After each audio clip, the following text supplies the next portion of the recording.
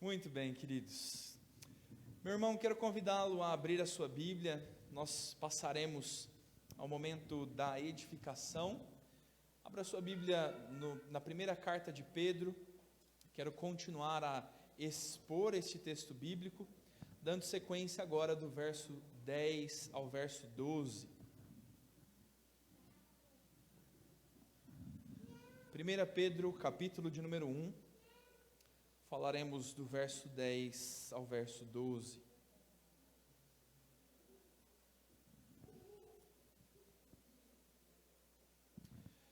Eu vou fazer a leitura e peço que os irmãos acompanhem comigo o que nos instrui a palavra de Deus, dizendo assim: Foi a respeito desta salvação que os profetas indagaram e inquiriram, os quais profetizaram acerca da graça a vós outros destinada, investigando atentamente qual a ocasião, ou quais as circunstâncias oportunas indicadas pelo Espírito de Cristo que neles estava, ao dar de antemão testemunho sobre os sofrimentos referentes a Cristo e sobre as glórias que o seguiriam. A eles foi revelado não para si mesmos, mas para vós outros, que ministravam as coisas que agora vos foram anunciadas por aqueles que pelo Espírito Santo, enviado do céu, vos pregaram o Evangelho, coisas que os anjos anelam perscrutar. Vamos mais uma vez orar e pedir a graça do nosso Deus para entendermos o texto bíblico. Senhor nosso Deus, Deus de amor e de bondade, mais uma vez levantamos a nossa voz ao Senhor, e desta vez confessando que Tu és o dono de todo o conhecimento, e nós dependemos de Ti para conhecer a Tua própria palavra, Pai. Oramos, Deus, pela iluminação do Teu Espírito Santo, clareando os nossos corações, a fim de compreendermos, crermos, guardarmos e praticarmos a Tua palavra. Nos ajuda, Senhor, tanto na compreensão quanto no exercício daquilo que aprendemos, porque somos dependentes do Senhor para toda a nossa vida. É no nome de Cristo Jesus que nós oramos e que nós pedimos ao Senhor. Amém. Irmãos, não sei quais de vocês já assistiram Cidade de Deus. Você lembra desse filme? Filme feio e truculento, né? Que conta a história da miséria do Brasil nos rincões do Rio de Janeiro, como as pessoas viviam nas favelas e comunidades e como a criminalidade rondava toda essa situação. Uma cena muito curiosa deste momento é a cena em que um jovem vai ser punido por um erro e o traficante estende a arma e diz para ele assim: você quer um tiro na mão ou você quer um tiro no pé? Que gostosa essa pergunta. Você, meu irmão, o que você escolheria? Você escolheria ganhar um tiro na mão ou você escolheria ganhar um tiro no pé? Nessa altura você está falando assim: o que esse pastor está viajando, rapaz? O que tem nesse copo d'água? Deve ser pinga para falar isso aqui na igreja. Meu irmão, se você precisasse escolher e em um determinado momento você precisasse amputar um dos teus braços, teu braço direito ou teu braço esquerdo, qual deles você quer perder? Você prefere perder seu pai ou a sua mãe? Seu filho mais velho ou seu filho caçula? E a Roberta já sussurrou ali: nenhum dos dois. Está vendo como é estranho, meu irmão, nós pensarmos nisso? Imagine você viajando de avião e o piloto dizendo assim no microfone: senhores passageiros, nós tivemos um problema mecânico e nós precisamos agora decidir qual dos motores nós vamos desligar, o motor da direita ou o motor da esquerda. Qual dos dois você se sentiria mais seguro se fosse desligado? Nenhum dos dois.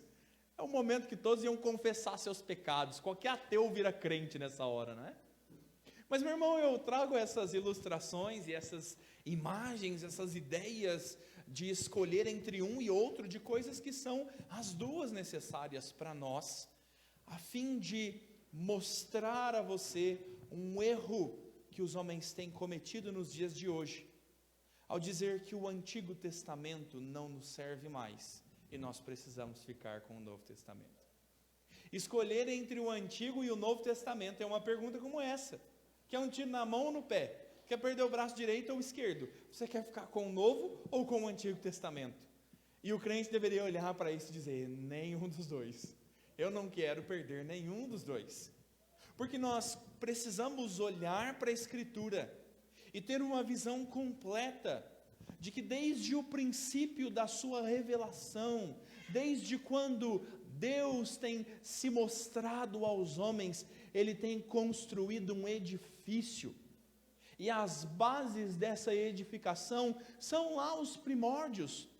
Quando Deus se revela a José por meio de sonhos, quando Deus chama Abraão de Ur dos Caldeus, quando o Senhor chama Moisés e diz: eu sou. Como explicar quem é este Deus? E Deus diz: diga-os que o eu sou o enviou. Como Deus vai fundamentando as bases, e depois na história dos juízes e dos reis, Deus vai construindo as muretas. Com seus profetas, Deus começa a erigir colunas e paredes, demonstrando seu caráter, demonstrando a sua sabedoria, demonstrando ao homem como ele deve viver. E quando nós chegamos ao Novo Testamento, nós não começamos uma nova construção, nós terminamos aquela. O Novo Testamento é aquilo que conclui, que acaba, que desfecha tudo quanto vinha sendo anunciado no Antigo Testamento. Por isso, meu irmão, é impossível separar o Antigo do Novo Testamento. Ambos revelam a salvação do nosso Deus para nós. E Pedro está falando sobre isso aos forasteiros da dispersão. Lembre-se quem são os ouvintes ou os leitores desta carta.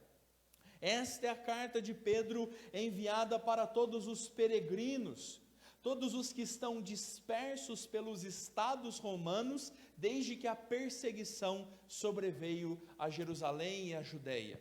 O evangelho vem se espalhando pela Samaria e até os confins da terra, e Pedro escreve para encorajar os irmãos que estão em grande sofrimento. Pedro fez isso falando sobre a viva esperança, como preguei da última vez, falando sobre a herança segura que está reservada no céu para nós, sobre a alegria exultante que nós temos, sobre a fé autêntica que é provada pelo fogo e aprovada, sobre a alegria gloriosa que tem aqueles que perseveram no Senhor. Pedro agora traz todas essas ideias cativas para continuar dizendo que os crentes devem confiar somente no Senhor, devem continuar tementes e firmes, porque Deus não perdeu as rédeas do governo, Deus não perdeu o cuidado dos crentes. Se desde a antiguidade Ele tem anunciado a salvação, agora ela tem sido revelada, e isto é fonte de confiança para aqueles que sofrem, para aqueles que vivem em tempos de instabilidade.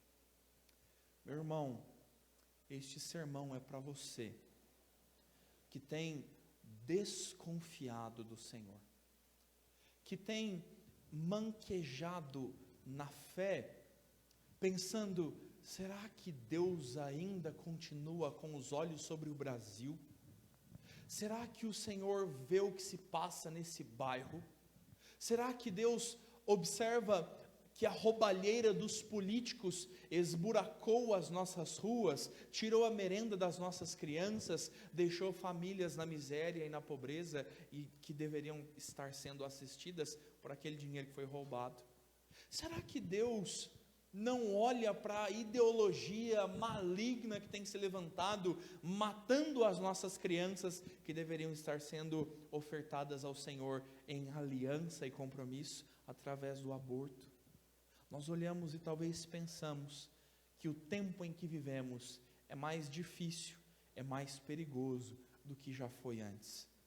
O que Pedro fala exorta a mim e a você a dizer que o Senhor não mudou, que Ele tem anunciado a sua salvação e o seu socorro desde a antiguidade, e Ele continua até aqui fazendo isso.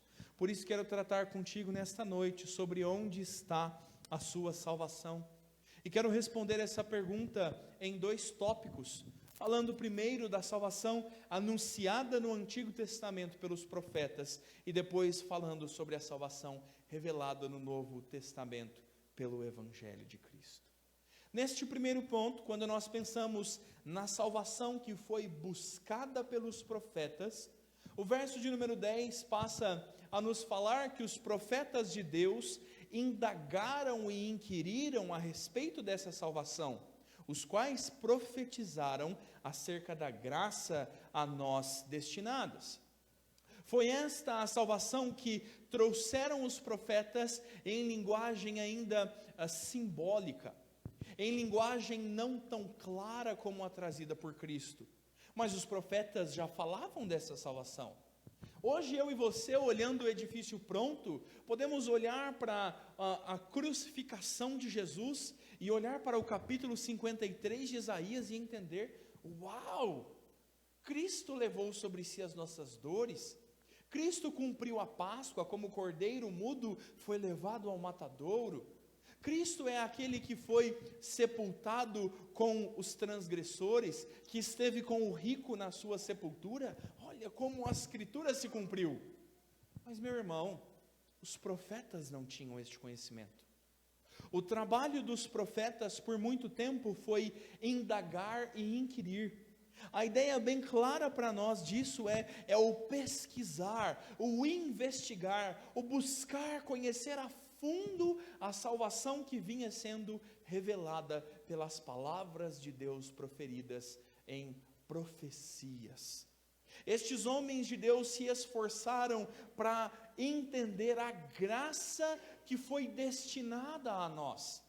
A graça que agora é falada abertamente, mas antes, em outro tempo, antes da revelação de Cristo, estava oculta nas entrelinhas da lei. Nós não devemos pensar que a graça não estava no Antigo Testamento. Todos somos salvos pela graça. O incrédulo Abraão, o adúltero Abraão, o assassino Davi, o incrédulo Moisés, que temia ir, o assassino Moisés. Nós olhamos para homens e mulheres que nós temos como grandes e poderosos homens de Deus e vemos neles a miséria do pecado. Todos são salvos pela graça. Mas a graça vem de forma abundante e aberta ao convite de todo homem somente no Novo Testamento. Por isso, desde o Antigo, desde as revelações primeiras aos profetas, há um desejo ardente de entender, de conhecer aquilo que Deus vem falando. O verso de número 11 nos diz que eles fizeram isso investigando atentamente quais as circunstâncias oportunas indicadas pelo Espírito de Cristo que nele estava, a dar de antemão testemunho sobre os sofrimentos referentes a Cristo e sobre as glórias que o seguiam. A forma como estes homens faziam isto era buscando o Messias, era desejando entender quem é este, aquele que trará sobre si o governo, o descendente de Davi, a semente prometida em Gênesis 3,15 a Adão e Eva. Nós nos enganamos ao separar Antigo e Novo Testamento e pensar que Cristo nos é apresentado no Evangelho de Mateus. Irmãos, Cristo nos é anunciado quando Deus diz, ao condenar Adão e Eva pelo seu pecado, o Senhor os instrui dizendo que da descendência da mulher viria aquele que pisaria a cabeça da serpente e esta feriria o seu calcanhar. É Cristo este homem. É Cristo aquele que é prefigurado em José como o Salvador daqueles muitos que foram poupados da morte pela ação de José. É Cristo prefigurado em Moisés quando lidera o povo através do deserto para uma terra prometida. Cristo está em símbolos, em sombras, oculto no Antigo Testamento e agora nos é revelado. Cristo está nos conduzindo como peregrinos e forasteiros para a Canaã celestial, Moisés já dava símbolos, já dava sinais daquilo que haveria de vir, daquilo que haveria de acontecer de forma completa. Portanto, esta é a investigação atenta das circunstâncias oportunas em que Cristo estaria conhecido no Antigo Testamento, tanto no testemunho dos seus sofrimentos, quanto das glórias daqueles que o seguiam. O Espírito de Cristo que neles estava, lhes concedia o conhecimento necessário para a salvação. Não que o Messias precisasse estar entre eles, mas criam no Messias que viria para o salvar de todos os pecados. A salvação no Antigo Testamento é anunciada, é buscada pelos profetas e ela é encontrada em Cristo. Meu irmão, talvez nós precisamos olhar para estes ensinos, olhar para esta Escritura e entender que bem-aventurados são os olhos de vocês, bem-aventurados são os ouvidos de vocês, porque ouvem. Porque em verdade vos digo que muitos profetas e justos desejaram ver o que vocês estão vendo, mas não viram. Quiseram ouvir o que vocês estão ouvindo, mas não ouviram. É isto que nos diz a Escritura. Os homens e mulheres de Deus almejaram e buscaram a compreensão daquilo que nós agora compreendemos, daquilo que nós agora temos claramente revelado. E a pergunta para nós é pensar como temos lidado com a revelação de Cristo que nos é entregue desde o Antigo Testamento. Como nós podemos pensar, irmãos, nos anúncios que nos foram dados sobre Cristo, nos ensinos puros contidos na Escritura e na relação que nós temos com estes ensinos. Como é que Cristo impacta as nossas vidas? Como é que nós olhamos e entendemos o Senhor Jesus contido nas palavras da lei? Meus irmãos, a primeira coisa que nós devemos pensar sobre isso é que toda a Escritura é útil para o ensino, toda ela. Nós precisamos abrir as páginas da Bíblia e valorizá-las desde que tenham sido de fato entregues por Deus. Porquanto nós andamos procurando outras fontes de conhecimento, outros lugares onde encontrar salvação, quando somente aqui nos é revelado. Deus tem falado por meio de histórias, por meio de anúncios, de profecias, e essas coisas devem trazer confiança a nós. Pense no cuidado e no zelo de Deus, de anunciar que o Cristo viria da Galileia, que o Cristo morreria sendo levantado sobre uma haste, como a serpente foi levantada no deserto, para que todo aquele que olhasse para ela fosse salvo. Que Cristo nasceria de uma virgem, que Cristo seria condenado de forma injusta, que ele, como o cordeiro pascal, não seria encontrado qualquer defeito e seria morto do lado de fora da cidade. A Bíblia nos anuncia diversas falas, diversas instruções, diversas profecias, e o Senhor Jesus cumpre cada uma delas. Em uma leitura atenta dos evangelhos, você pode perceber os evangelistas Mateus, Marcos, Lucas e João relatando: isto fez, isto ocorreu, isto sucedeu, para que se cumprisse aquilo que fora dito pelos profetas. Isto é para nos ensinar a confiar na boa mão do nosso Deus. Isso é para nos exortar a pensar que o Deus que abriu o mar vermelho, que concedeu santa sabedoria a Salomão, ao Deus que tirou e restituiu a Jó, ao Deus que operou em cada página do longo Antigo Testamento, é o mesmo Deus que continua operando em nós hoje. Por que, irmãos, que nós somos tão incrédulos quanto à ação e o poder de Deus, tendo nós visto o grande testemunho do Antigo Testamento, do anúncio dos profetas e os seus cumprimentos em Cristo? Parece que Deus se perdeu e nós servimos a um Deus diferente, porque nós perdemos de vista a relação de enxergar a salvação de Deus nas Escrituras do Antigo Testamento e saber que Deus continua operando. Por que é que outras fontes de sabedoria são tão valiosas para nós? Por que é que qualquer pessoa que nos diga estudos de uma universidade americana dizem tem mais valor do que aquilo que a Escritura nos aponta? Nós entregamos os cuidados da nossa alma a profissionais que são falíveis como nós, quando a nossa alma só pode ser cuidada e tratada pelo seu Criador. Estas fontes de sabedoria nada podem quando comparadas à plena sabedoria revelada por Deus na Escritura.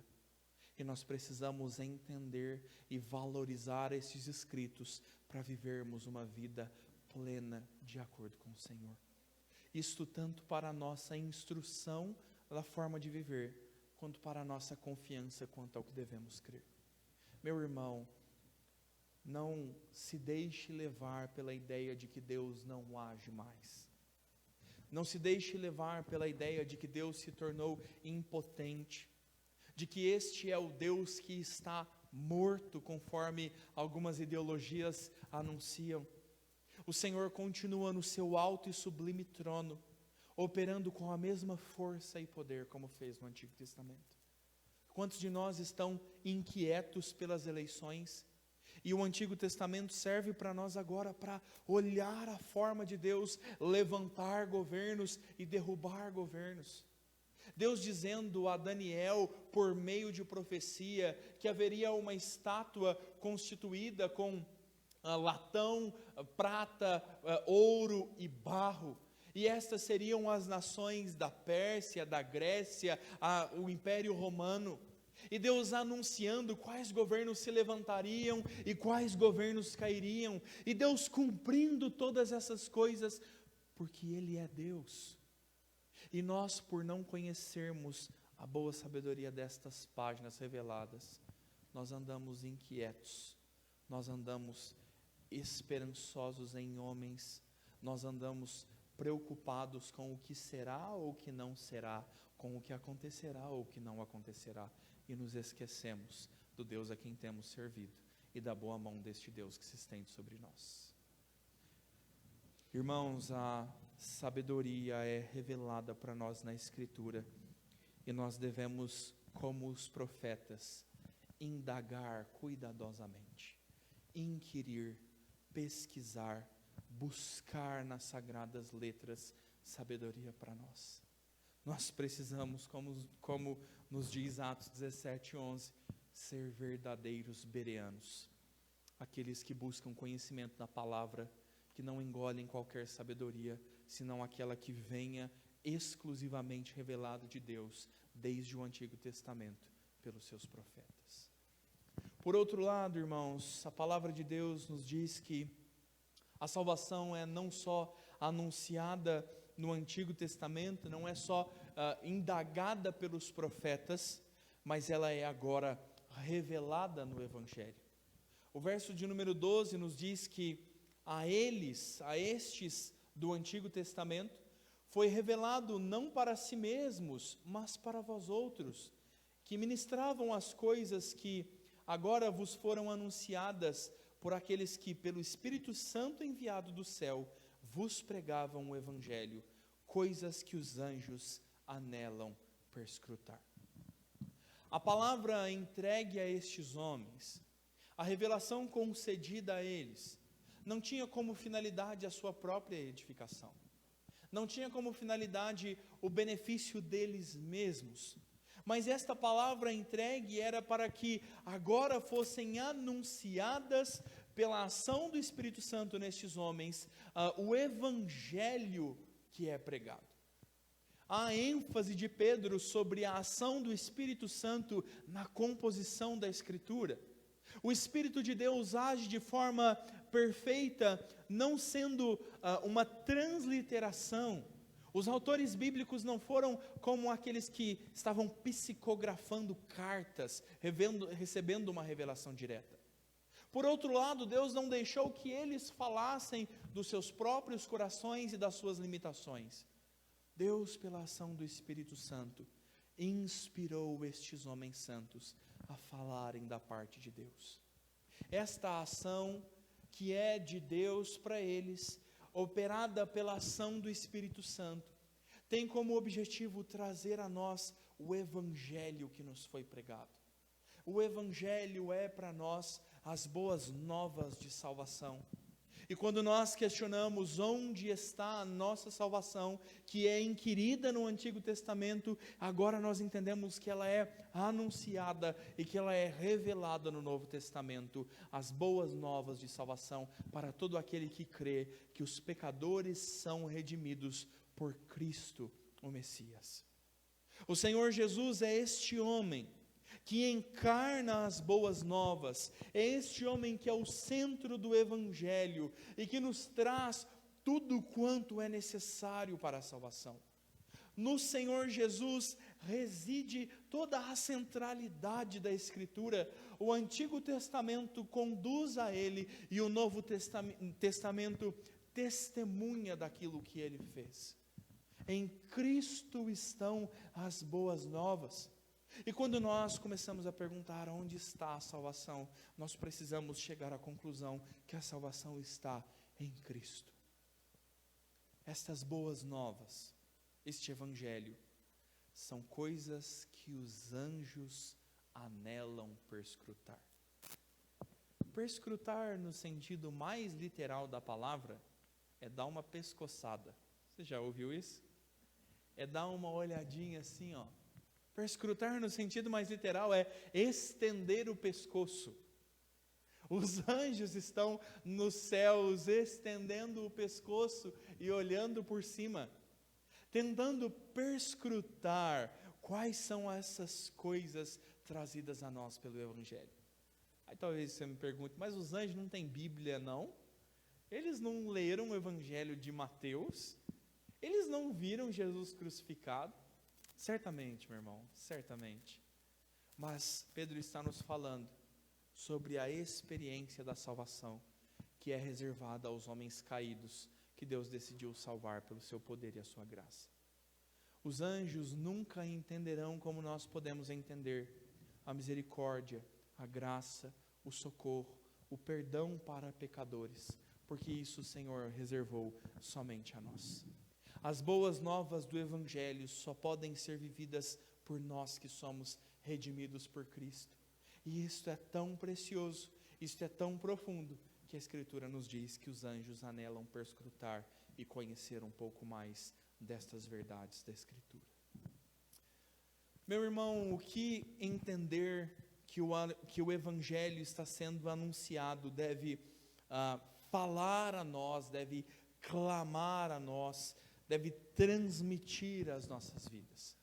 Nós precisamos concluir deste Evangelho anunciado que toda falsa salvação, de que toda mentira quanto à transformação das nossas almas precisa estar à parte, precisa ser deixada de lado, porque a salvação está em Cristo e toda a Escritura testemunha dele, o centro das boas novas. Há muitas ofertas de salvação, meu irmão, dizendo que o conhecimento vai te redimir. Nós amamos a educação.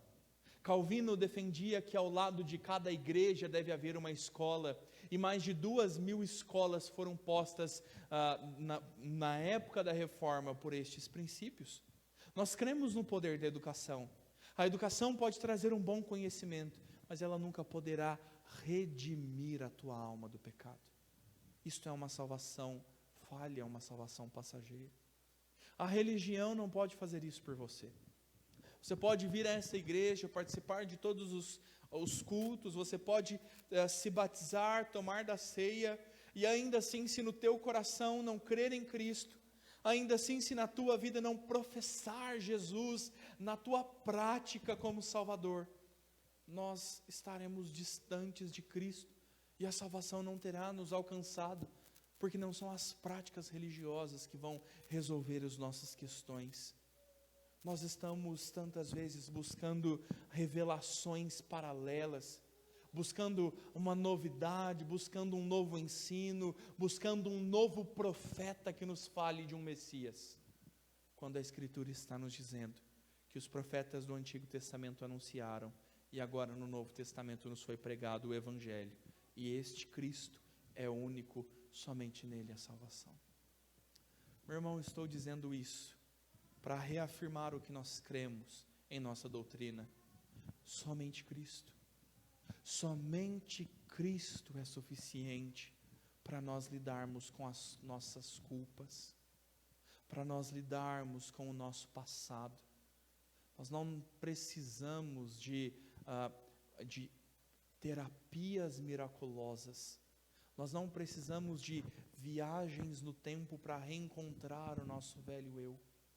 Nós não precisamos de ritos do evangelicalismo, de escrever o teu pecado em um papel e queimá-lo, de passar um pouco de óleo na porta da tua casa, de ungir a cama onde foi cometido o adultério.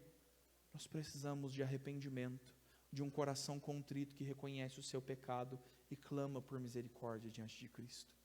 Qualquer outra oferta de salvação, qualquer outra revelação paralela à Escritura deve ser anátema. Nós precisamos voltar e valorizar a Escritura que nos foi entregue. Qual é, meu irmão, o teu relacionamento com a Bíblia?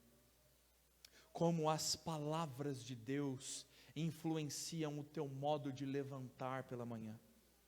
Como a palavra de Deus te ensina a tratar a tua esposa? A esposa ainda é um objeto tão amável para nós. Como é que a palavra de Deus nos ensina a tratar os nossos inimigos? Aqueles que nos deixam impacientes.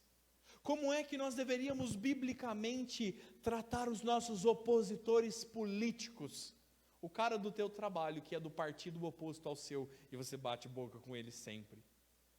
Como que a Escritura nos ensina a tratar os miseráveis pecadores em busca de graça? Hoje, refleti novamente sobre isso. Há uns 2 meses, uma irmã, lá na primeira igreja, em um almoço de domingo, me perguntou sobre isso. No congresso, semana passada, eu ouvi sobre isso.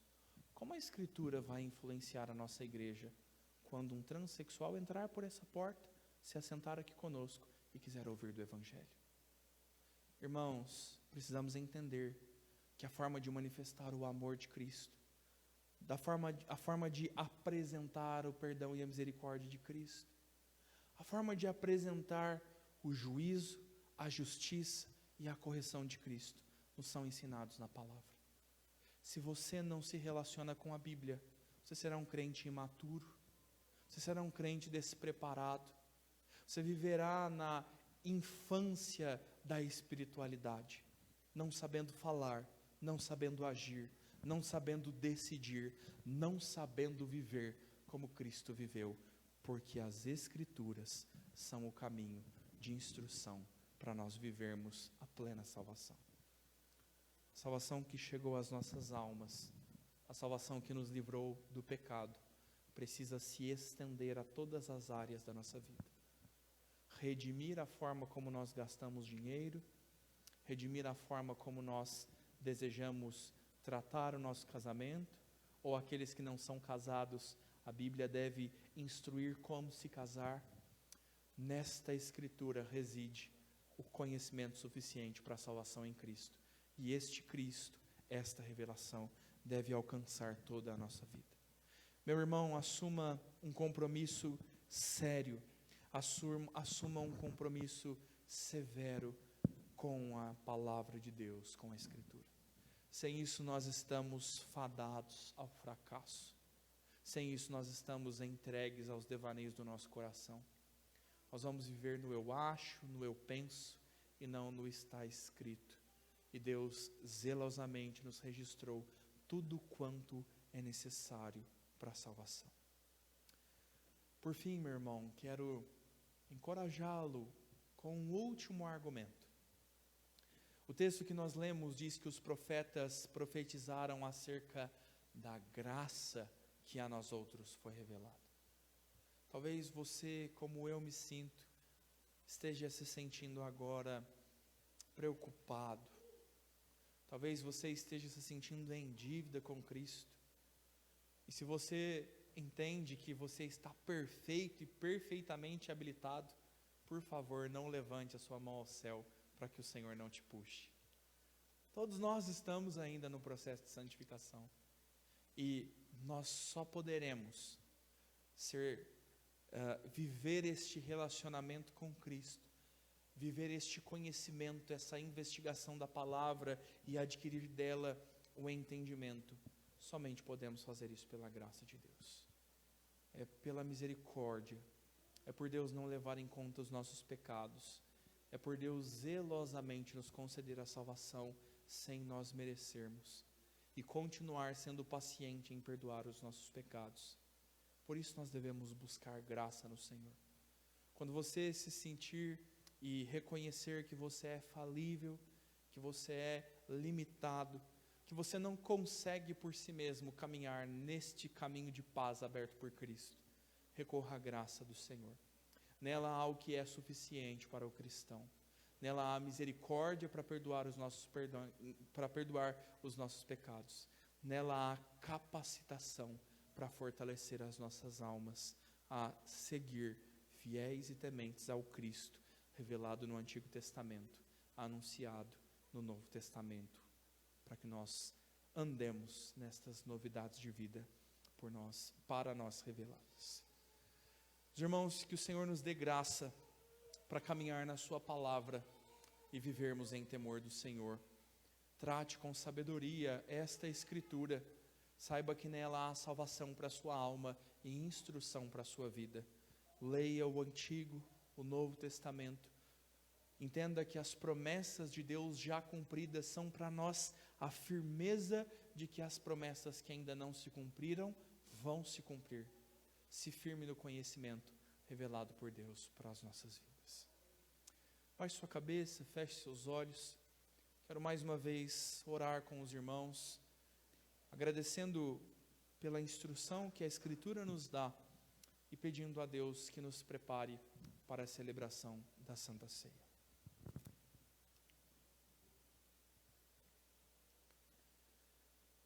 Deus de amor e de infinita bondade, nós mais uma vez nos dirigimos ao Senhor, Pai, porque agora conhecemos na Tua Palavra a revelação da salvação para nós e entendemos que somente Cristo pode nos salvar dos nossos pecados. Somente Cristo pode nos redimir da escravidão da nossa corrupção, Pai. E nós queremos ser libertos e continuar, Senhor, sendo despidos do pecado, Pai. Senhor, oramos, Deus, pedindo para que a Tua Palavra seja efetiva para nós. Que nós não sejamos negligentes com uma Escritura tão preciosa que os anjos anelam perscrutar. Nos dá compromisso com a Escritura, Pai. Nos ajude a andar somente no que é ordenado e a negar, a abandonar todas as coisas que nos são oferecidas e pela Escritura são proibidas, Pai. Nos ajuda, Senhor, nas nossas fraquezas, a entender que Cristo é o que nós precisamos. Redime, Senhor, com poderosa salvação, não só a nossa alma do inferno, mas o nosso viver neste mundo. Nos santifica, nos conduz a Cristo, trata os nossos corações. É o que nós oramos e pedimos, Pai. Oramos agora pela ceia do Senhor, sacramento que nos foi entregue para que nós o cumpramos com obediência, entendendo o anúncio do Antigo Testamento, o cumprimento da Páscoa em Cristo, entendendo a promessa de Cristo que voltaria e mantendo o nosso coração firme nesta sólida esperança. Nos ajuda, Senhor.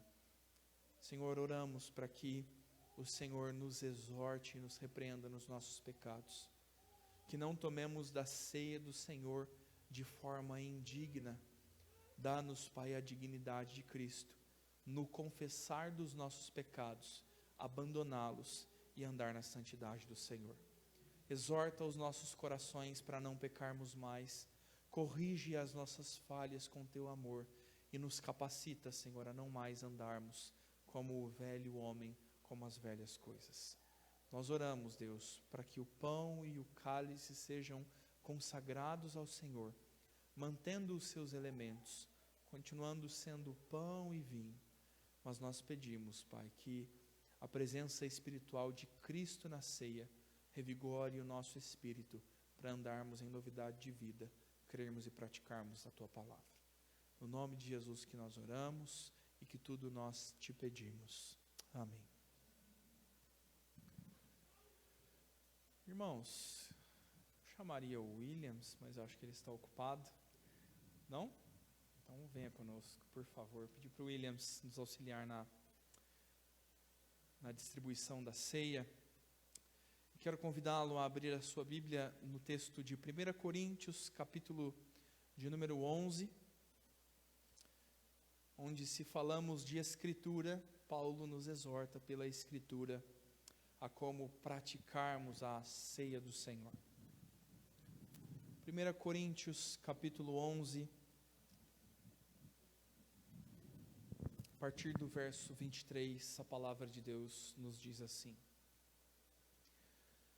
Porque eu recebi do Senhor o que também vos entreguei, que o Senhor Jesus, na noite que foi traído, tomou o pão e, tendo dado graças, o partiu e disse: Isto é o meu corpo que é dado por vós. Fazei isto em memória de mim. Por semelhante modo, depois de haver ceado, tomou também o cálice, dizendo: Este cálice é a nova aliança no meu sangue.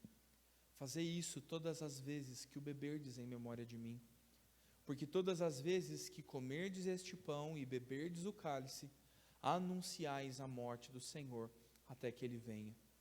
Por isso, aquele que comer o pão ou beber o cálice do Senhor indignamente, será réu do corpo e do sangue do Senhor. Examine-se, pois, o homem a si mesmo, e assim coma do pão e beba do cálice. Pois quem come e bebe sem discernir o corpo, come e bebe juízo para si. Irmãos, no que temos falado sobre os testamentos da Escritura, precisamos entender que a ceia é um testemunho desta continuidade entre o Antigo e o Novo Testamento.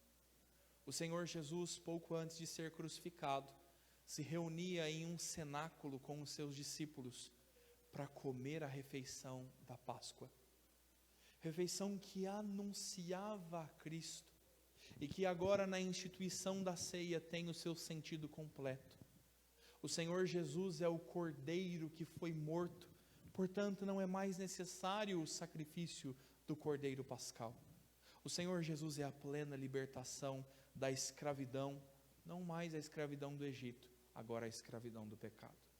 Por isso Cristo institui como elemento da ceia o pão, que partido representa o corpo do Senhor Jesus partido. O pão que sem fermento representa a vida de Cristo sem a contaminação do pecado. Este é o sangue da nova aliança, esta é a nova aliança. Não como a aliança no Antigo Testamento de bodes e cordeiros e pombas e outros animais que eram sacrificados para a remissão de pecados. Mas esta é a oferta em propiciação por todos os nossos pecados. Cristo, de uma vez por todas. E o sangue simbolizado no cálice que bebemos, agora é a memória daquilo que Ele fez por nós e um anúncio do que ainda há de fazer. Lembre-se, meu irmão, se Cristo prometeu no Antigo Testamento e cumpriu naquilo que nós temos registrado, o Senhor cumprirá também o anúncio que nos é convocado na ceia: bebei todos deste cálice até que Ele venha, até que no último dia nós nos assentemos com Cristo na glória celestial e o Senhor tome do pão e do cálice novamente conosco, como nos instrui em Mateus capítulo 26. Quero convidá-los, aos que vão participar da ceia, para se preparar a este momento, para levar o teu coração ao Senhor, se lembrar do sacrifício de Cristo trazer a Cristo o teu coração arrependido e anunciar com convicção o que há de vir pela frente. Os irmãos que porventura nos visitam ou que ainda não são membros da nossa igreja, mas são membros de uma igreja genuinamente evangélica e estão em comunhão com a sua igreja, por favor, participem conosco.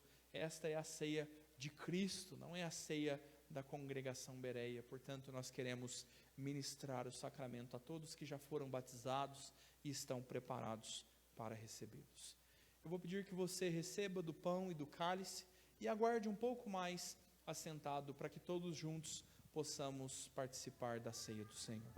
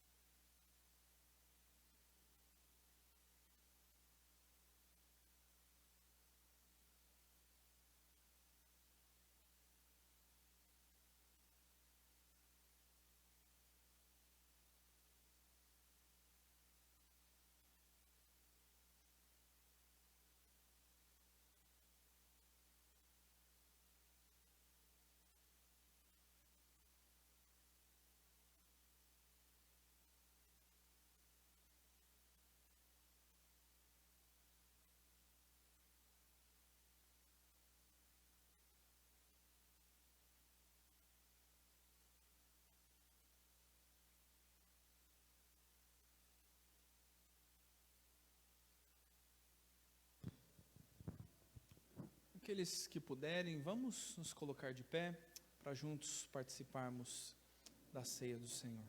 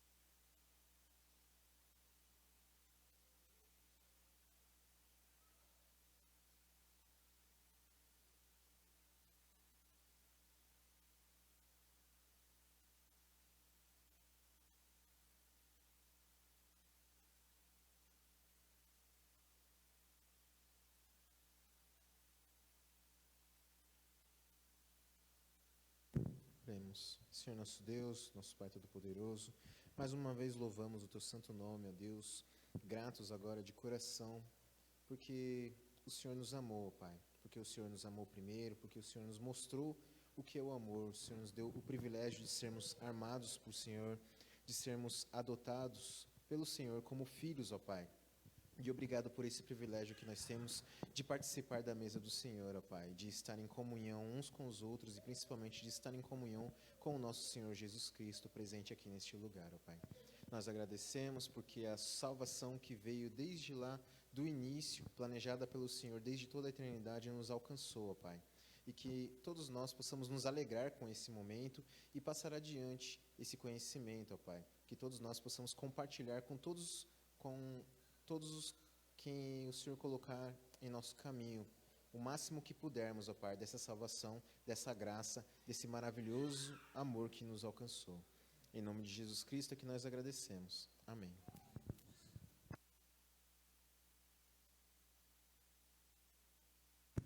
Ainda de pé, irmãos, quero convidar os irmãos do conjunto para se colocarem aqui à frente. Os irmãos vão nos conduzir em um cântico em resposta ao sermão e nós estaremos assim encerrando o nosso culto. Vamos ser conduzidos pelos nossos irmãos.